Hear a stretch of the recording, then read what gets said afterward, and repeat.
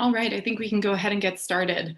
Thank you so much, everyone, for joining us at the Ideas 42 Academy for our third Insights Exchange. I'm Mitra Salasel, Director of Communications at Ideas 42, and today I'm joined by my teammate, Erin Sherman, who is going to talk to us about some of the formative work from our sustainability focus area, Act to Adapt, Behavioral Design for Climate Adaptation. Before I kick it over to Erin, I just want to touch briefly on the question and answer format for this Insights Exchange. We are very excited to take everyone's questions and look forward to a robust discussion at the end of the presentation. We've built in time for questions at the end of Erin's presentation, and we'll be collecting them via Zoom chat. So as you have questions throughout the presentation, just pop them into the chat box. We'll be collecting them. And like I said, we've built in some time at the end to take all of them. And it's as simple as that. So without further ado, I will kick it over to Erin. Thank you, Mitra.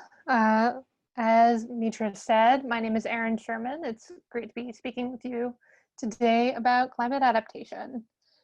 So to get right into it, we'll start with a short introduction to Ideas 42 and behavioral science, then discuss why climate adaptation matters, how behavioral science can inform us about adaptation, and ultimately what we propose to accelerate climate adaptation. So probably a bit of review for most folks on the line. At Ideas 42, we apply insights from behavioral science. We were founded by top academics at Harvard, Princeton, and MIT who wanted to get their insights out of the lab and out into the world, causing social impact. Since we were founded, we've grown into the largest general practice applied behavioral science firm in the US, with a full-time team of 115 folks trained in behavioral design and rigorous evaluation methods.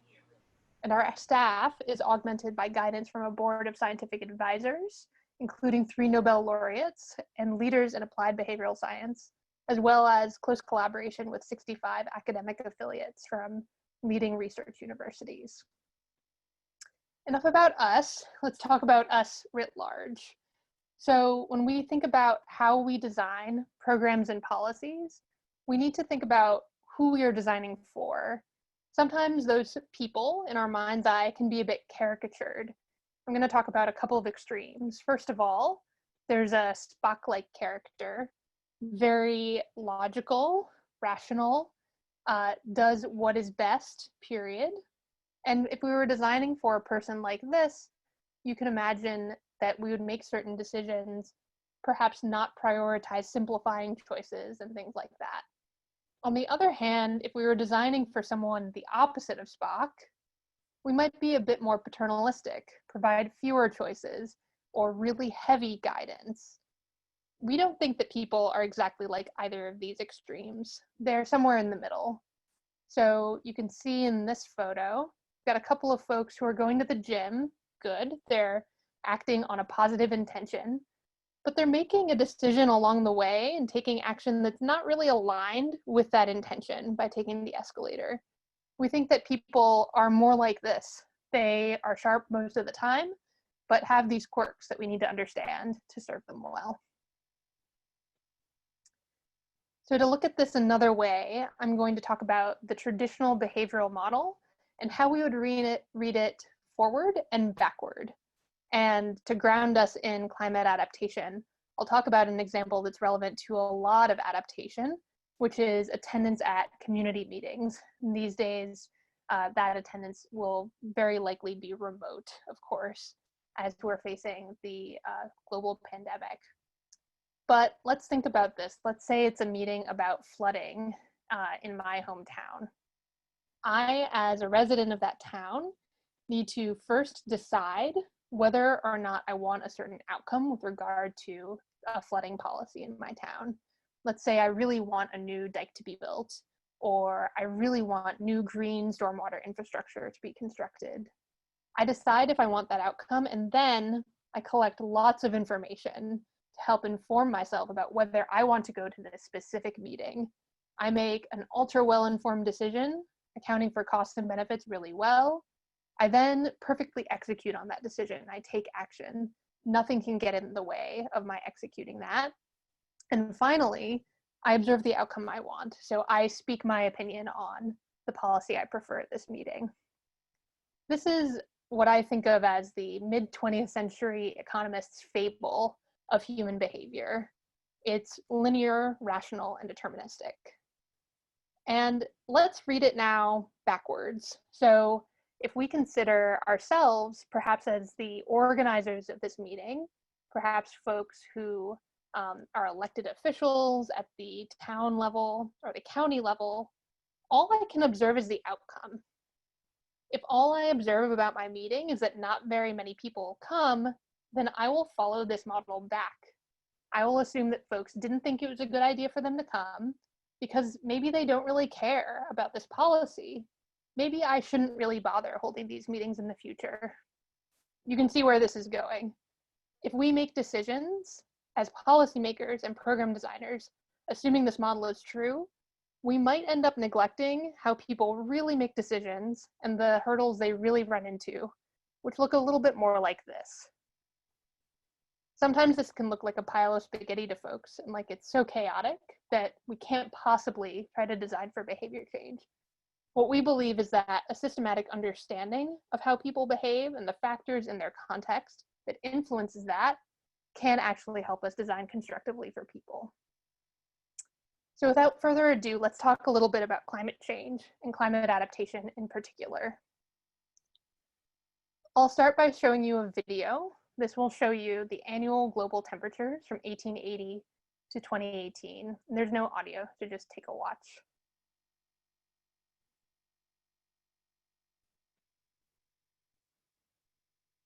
Looks like hot and cold years are randomly distributed, right?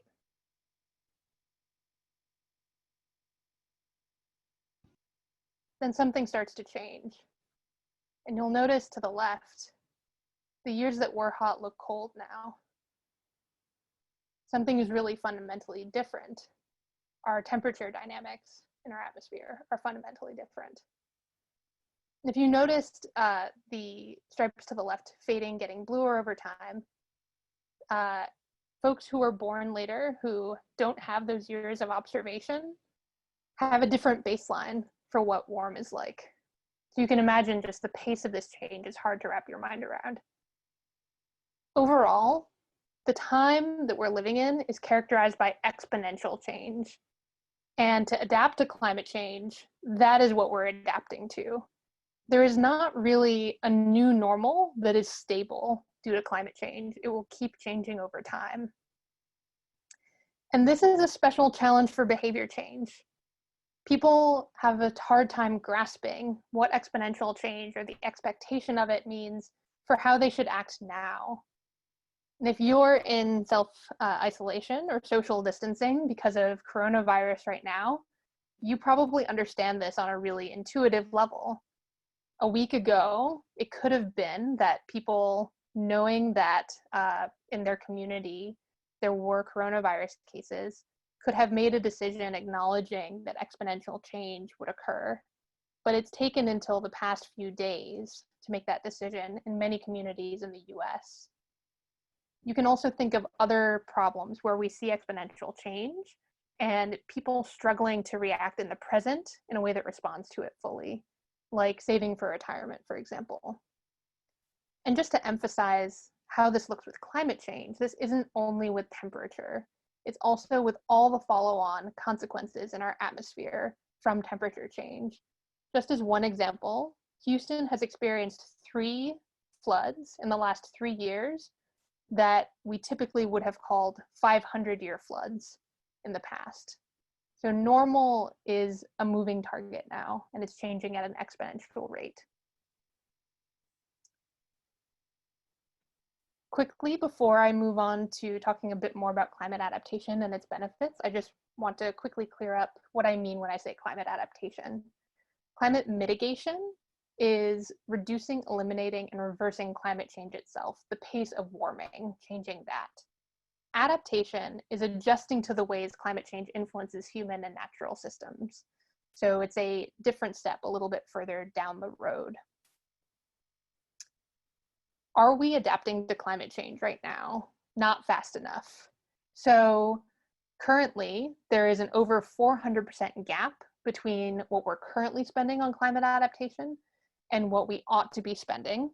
This gap is even more pronounced between richer cities and poorer cities, with an over 100 times gap annually in adaptation related spending between those two groups of cities. Finally, adaptation does pay dividends. Just in the example of coastal storm preparedness, for every dollar spent, we see $4 to $10 in recovery costs avoided. So that is money that does not have to leave the pockets of taxpayers or individuals. We know that behavioral science has been applied pretty well and pretty thoroughly for a long time to a variety of climate mitigation topics. And we've been fortunate at Ideas 42 to contribute to some of that work, including through the American Cities Climate Challenge. What really motivated us to take a hard look at adaptation last year is the gap between work in behavioral science on mitigation and adaptation, when we know now that adaptation is critical, although mitigation remains absolutely critical as well. So what can behavioral science tell us about climate adaptation? I'm going to go through a couple of examples of behavioral phenomena that we think are especially important and maybe unsung when it comes to climate adaptation. And then we'll get into some of the case studies that we wrote about in our Act to Adapt white paper. So to start out, I want to go through a thought experiment. If you ski, this will ring very true to you, and if you do not, it may not. But let's imagine that you're an avid skier. You buy $100 tickets for a ski trip happening in a few weeks. Then a little while later, you hear about an even better trip. It sounds even more fun to you. And it's also in a few weeks. You buy them for $50. Fortunately, or rather unfortunately, having bounded rationality as people overall do, you didn't realize that the tickets are for the same weekend. So you need to pick between the trips. Which one do you choose to go on? If you're like most people, even though you think that the second trip will be more fun, you pick the first trip because it cost you more. And this is due to or related to the sunk cost fallacy, which is a phenomenon where people tend to make decisions based on the resources they've already spent and can't actually recover, rather than the resources that they could avoid spending or the experience or outcome that they could still influence through their current choice. There are lots of real-world examples of this. So to start off, let's consider a legislative example.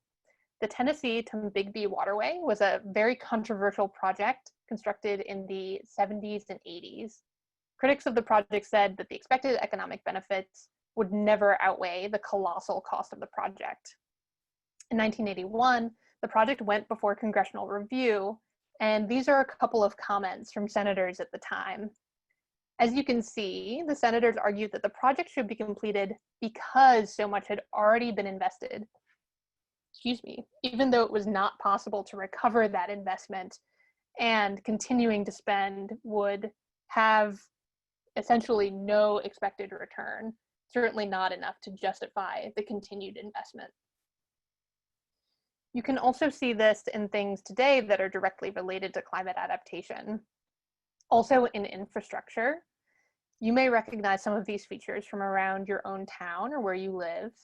On the left, you see an example of what watershed experts and stormwater managers would call gray infrastructure. So you can see that the slope of the road tends to direct water to the sides. There are storm drains. There's a lot of concrete, which is why we call it gray for short. And on the right, you can see an example of green stormwater infrastructure. So this uses plants and specially designed infiltration beds to ensure that more water, instead of running across the surface, actually infiltrates into the soil and the water table.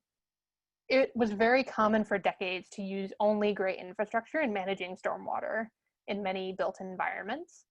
But in the past couple of decades, we've found that in many cases that can actually exacerbate stormwater related problems down the line. Nevertheless, a lot of cities have been slow on updating their approach to green infrastructure and have actually spent quite a bit of new money updating or maintaining their gray infrastructure. So this is just one example of what sunk costs in climate adaptation decision-making might look like.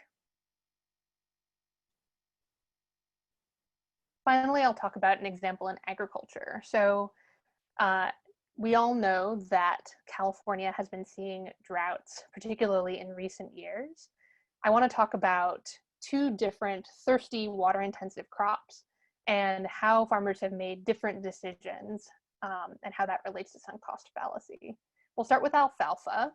So alfalfa is thirsty, but it's low value and it's annual. So during the most recent drought years, on the right of this graph, you can see that the alfalfa production, the harvested acreage, really plunged, dropped precipitously. Maybe it wasn't possible or maybe just not profitable to maintain an alfalfa crop through a very dry season. Almonds are a very different story. You can see that there's a strong general trend here, and even during droughts, almonds, which are a very thirsty crop, delivered more acreage harvested over time. Why might we expect this to be different? So almond trees take at least 5 years to mature enough to bear fruit. So by the time you're potentially having your first harvest, you've invested at least 5 years in caring for these plants. This on top of the higher value of almond crops might contribute to farmers essentially indicating or following the sunk cost fallacy in their decision making around this crop. And the cost of tending to keep almond trees under drought is that there isn't surface water, right? So in order to feed this growing acreage of almonds, the groundwater is being depleted. That brings us to our next psychological phenomenon that is particularly important for adaptation, which is present bias. Present bias can show up in a lot of different ways. I'm just going to talk about one flavor, which is that we tend to treat our future selves like other people. What I mean by that is we don't necessarily make decisions with as much attention to what they are truly feeling in their inner state as we would for ourselves in the present moment. You can imagine a farmer who's bringing down the water table in their own well this year to maintain their crop of almonds may not be considering their future selves fully. We discount our future self's time very steeply too. You might have experienced this where a colleague asks you, hey, can you help me out with a project in a few months? Sounds fine to you. You don't have that much on your calendar that far out. But then when the time comes, you're actually just as busy then as you were on the day that you agreed to do it. Procrastination is what happens when this type of thing happens over and over. We intend to do something soon, let's say today, but when the time comes to actually do that task, we think, I'll just do it tomorrow. But this keeps happening. Tomorrow doesn't actually arrive, right? I think this is funny because today we're always kind of a bad version of ourselves, putting something off, but we always expect that in the future will be different. Procrastination affects climate action. So as one example, there's been a much sung, I think deservedly, well-hailed climate bill in the New York legislature called the Climate Leadership and Community Protection Act. And in the present moment, what it does is set really appropriate economy-wide targets for reducing the impacts and rate of climate change, so both mitigation and adaptation, although it's more focused on mitigation in the economy-wide targets. And this bill doesn't exactly specify how to get there. In fact, it punts the decision of how to accomplish this economy-wide to a climate justice working group, a climate action council, who will then make a scoping plan, which will include smaller working groups. So a lot of other people later on are going to be responsible for figuring out the details of this very ambitious goal. You can see how this begins to resemble procrastination or some form of present bias. There are a lot of other psychological phenomena that are relevant to climate change. I'm going to skip over them for now in the interest of time. So what do we propose? What did we do? And where did it bring us in our studies of climate adaptation last year? We followed the Ideas 42 methodology, which involves first clearly defining the problems we're interested in, determining if these certain behaviors are a good idea, why aren't people doing them now, designing solutions to address those specific barriers, and usually we would also test them out with a partner and scale them if successful. This project was a little different. This was formative work, as Mitra said at the top. So we focus on a few subsections of adaptation as a very broad set of problems, conducted a lot of background research, expert interviews, conducted what we call behavioral mapping, which is a step of diagnosis for our selected problems, and ultimately wrote up our solutions. The case studies that we ended up spending our time on in diagnosis are enumerated here. We looked at extreme events, disease, and agriculture. And for each example, we looked at one US context and one context outside of the US in different areas. We also spend some time in the paper expanding on an idea that we call scope decisions. Scope is an acronym for decisions that are structural, contextual, occasional, political, or expert. And what ties all of these types of decisions together is that it's hard to imagine applying what we think of as a nudge paradigm to them. It's hard to imagine finding lots and lots of people who are making a similar decision with well-conserved data in a certain period of time, such that we could run a big randomized controlled trial and understand super well how to influence those decisions empirically. Because of this, they're really challenging to study for behavioral designers, but they're also absolutely critical for climate adaptation. On top of being hard to study for behavioral designers, the ideal case for how to make a lot of these types of decisions would involve a lot of resources. It would involve having a climate model that is customized to your context and the decision you're making. It would involve essentially a lot of expertise that a lot of the decision makers here, from farmers to policymakers to architects, may not have on hand. So we developed 3 heuristics and guidelines for how to make the best scope decisions without an incredible amount of resources. And those guidelines are, first of all, think from the future. What we mean by this is that our reference point when making decisions related to climate adaptation should really be the future we want and the actions we would need to take to get there. The way we often make decisions is based in a reference point of now and what we are already doing. This can lead to single action bias, focusing on a very small subset of our potential solutions and things like that. So place your feet firmly in thinking about the future you want, and look back and decide which actions are too costly to take on now out of that entire set, and make eliminating actions not the default, effectively. Second, we should think of these decisions as empowering downstream decisions. Most of these choices determine the choice sets for many other people. What I mean by that is a structural or political decision that decides, for example, what flood insurance is available to who at what cost makes a big difference in how folks make that decision about whether to purchase flood insurance or whether to even live in a certain area.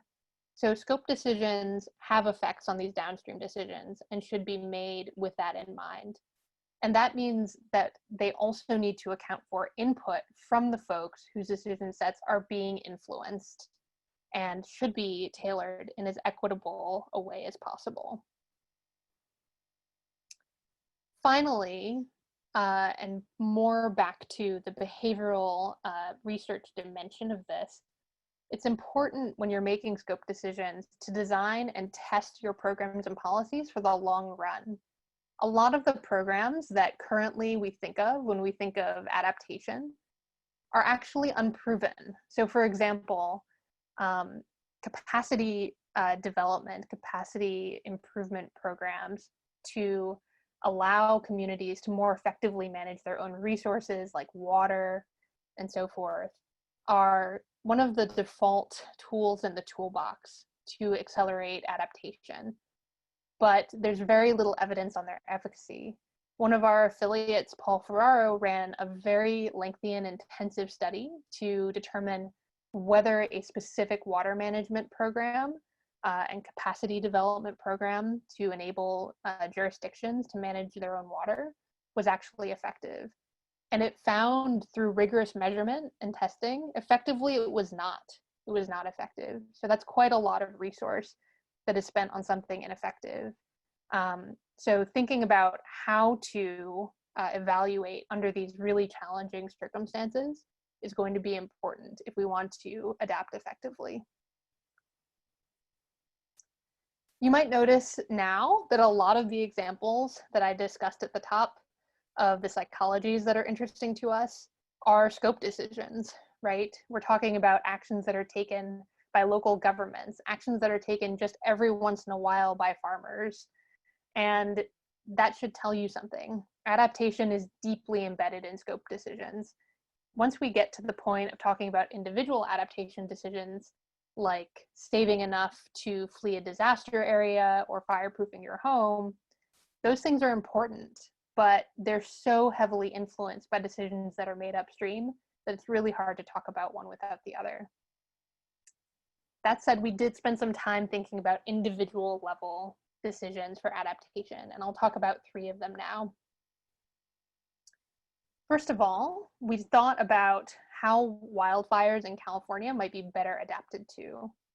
So as folks on the phone may know, hotter temperatures and drier vegetation, as well as expansion of habitation and fire suppression in what's called the wildland urban interface, or the WUI in California, have reduced in a huge increase of the size of fires as well as the damage from fires in some circumstances. And this combination means that we really need to adapt better to wildfire in California. One solution that we considered for this is focused on the behavior of fire hardening on one's property. So this involves things like maintaining a defense zone around your home where there is no flammable brush or trees, as well as using different materials in home construction.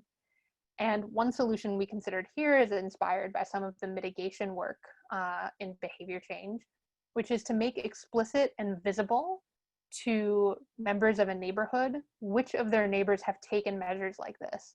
These measures, kind of like solar panels on the backside of a house, might not be visible to all of your neighbors. And the more visible they are, the more it will be apparent who is a good neighbor, who's protecting not only their own home, but their neighbor's home from risk of catching fire, and who is not. Second, we thought about the case of heat-related illness and agricultural workers. The combination of hotter temperatures and lack of workplace safety regulation, as well as poor incentive structure like piece rate pay for agricultural workers like sugarcane workers, etc., results in a really high risk for agricultural workers of what is called chronic kidney disease of unknown origin, or CKDU. Agricultural workers' risks of this long-term disease, as well as heat stroke, are quite high and increasing in the US and elsewhere. So how might we address this among agricultural workers, assuming that they continue working, which is a scope decision that's important, right? One solution you can imagine is a water bottle or other object that will provide a visual cue of how much and when to seek shade or drink water. And if you have a water bottle that's a liter or a quarter liter, you can imagine a signal that will help folks decide how much should I be drinking right now. Finally, we thought about the example of agriculture in the Sahel. So in the Sahel, climate change is happening even faster due to both global and local climate phenomena. And the political and economic instability in the Sahel can also create vulnerability. So subsistence farmers are in need of ways to build resilience and adapt to changing temperatures. I'll pause here just to note something you might have noticed in all of these examples, which is that these are relevant with or without climate change, right? Climate change is just increasing the extent and sort of urgency of addressing these issues, increasing the risks associated with them. In keeping with that, there's a lot of work that's already been done on a lot of these issues by folks in the relevant disciplines. So for example, folks who work on agriculture and best practices and development in the Sahel have already considered this quite a bit. What we're considering is how to add behavioral design to it to accelerate the uptake of certain interventions. So one example is to change how we think about training farmers in new practices. What we found in some of our work in the financial sphere is that training that's available to folks who work for a living, are in the global middle class, or working to get into it, those trainings can be very intensive and costly. They can have very high time opportunity costs. And because the way the information is presented is so in-depth and so intensive, it can be hard to remember and actually take action on. So one thing we've seen some success with in the finance world is developing heuristics that can be delivered via the phone or another means that's easily accessible. So here you could imagine delivering a heuristic about a zai pit, which is one method of planting your crops so that they're relatively protected against wind, supports their root structure, etc. So this describes about how to dig a zai pit in a way that's memorable, doesn't require any special measurement equipment, and so forth. Those are 3 design examples. We have several designs for each of our 6 case studies in our paper Act to Adapt, along with more in-depth resources for scope decisions and a whole bunch else. So I recommend that anyone listening who's interested takes a look at our website and takes a quick look at the report. I want to close just saying that, as I had mentioned, adaptation affects almost every aspect of our lives, right? We need to adapt to climate change so that we have a shot at the Sustainable Development Goals, including reducing poverty, maintaining national and global security, trying to reduce maternal health disparities between, for example, in the US, white and Black mothers, and so on. Whatever you work on, climate change will probably affect it. So our last insight of this insights exchange is really that climate change will affect everything, and adaptation needs to happen at multiple levels across sectors and geographies. So just summing up, our insights were: we're living in a time when our new normal is exponential change. We must make better structural, contextual, occasional, political, and expert-driven decisions. And we can start with the 3 heuristics: thinking from the future, empowering downstream decisions, and designing and testing for the long run. And finally, climate adaptation isn't a single sector and needs to happen at multiple levels across sectors and geographies. A quick note on how we view this work in the broader context of what we're doing in sustainability at Ideas 42. We would love to incorporate more projects on the ground on climate adaptation, adapting and testing out some of the ideas that we developed last year. And this is just a few examples of the types of projects that would interest us. You'll notice infectious diseases on here. Several types of disease might be accelerated in their spread or spread to new areas due to climate change, and particularly heat-related or vector-borne disease. So that's definitely on our minds right now, as I'm sure it's on the minds of many. And that brings us to the end of the presentation. Thank you. Thanks, Erin. We'll give everyone a couple of seconds to start typing their questions and putting them into the chat box. And while we are waiting, I will also reiterate, as Erin mentioned, that our report and a summary of our work applying behavioral design to climate adaptation is on our website. That URL is ideas42.org/climate adaptation. You can find the formative paper as well as a quick summary of the key takeaways and ways that this approach can be applied to pressing issues in adapting to our changing world on that page. Thanks, Mitra.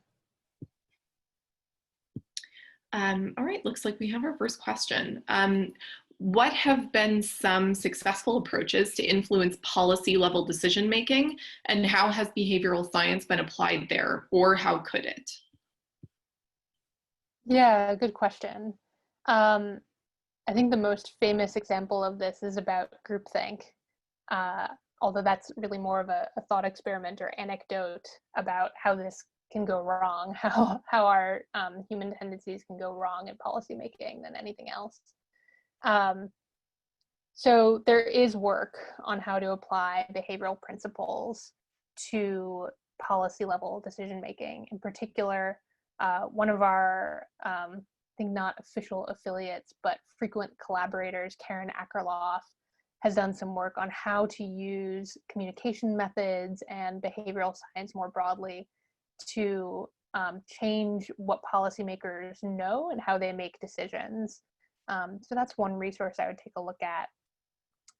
I guess what I would note here is because policymaker decisions are rare, they may all seem quite different from each other.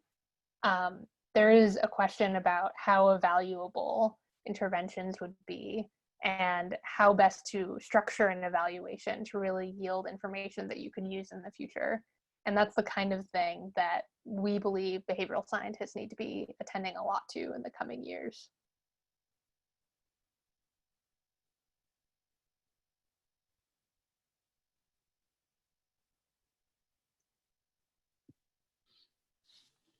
Great. Any other questions out there from those of you on the Zoom call? Please put them into the chat box. We've got a little bit more time here. I will also mention while we are waiting for that, that we are recording this presentation and we will be emailing a link of this recording to you within a week or so.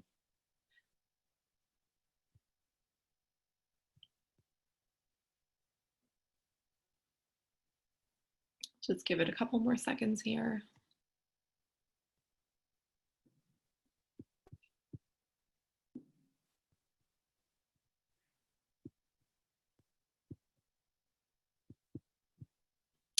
All right. Oh, there we go. Here's a question. Can you please write out Karen Akerlof's full name so I can look her work up? Erin, if you want to type that into the chat box, I think that would be. Yeah, sure, will do. Will do.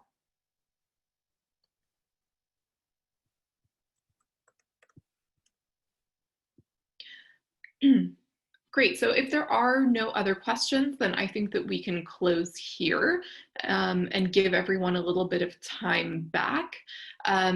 Thanks again to all of you for joining us today, and to Erin for a robust presentation and overview on our work applying behavioral design to climate adaptation. As I mentioned before, you can find the paper and a summary of our approach to this work at ideas42.org/climate adaptation. We will be emailing a link of this recording to all of you within a week or so. And then I also wanted to update people on the Academy broadly. As I'm sure that you'd noticed, our format was a little bit different than the previous two. We're obviously not in our office today. in light of changes that we've been making due to the realities of the outbreak, there are some changes to our academy curriculum scheduled for the next few months. Our next Insights Exchange live stream will be Design Principles for Clearing the Path to College, and that's scheduled for June 18th. Our other events that were scheduled for the remainder of March and April will be postponed, and they're currently listed as TBD, and that includes our Insights Exchange on increasing voter turnout, and the March 19th crash course has been moved to June 11th. And our affiliate seminar series with Jan Yakimowicz will be postponed. You can find out about all of the reschedules as we hone in on specific dates in the future and try and make accommodations for whether or not to do these virtually or just postpone them at ideas42.org/academy. You can also sign up for a subscription and to stay up to date on all of our evolving suite of options to apply behavioral science in your own work. And with that, we'll say one final thank you and see you next time.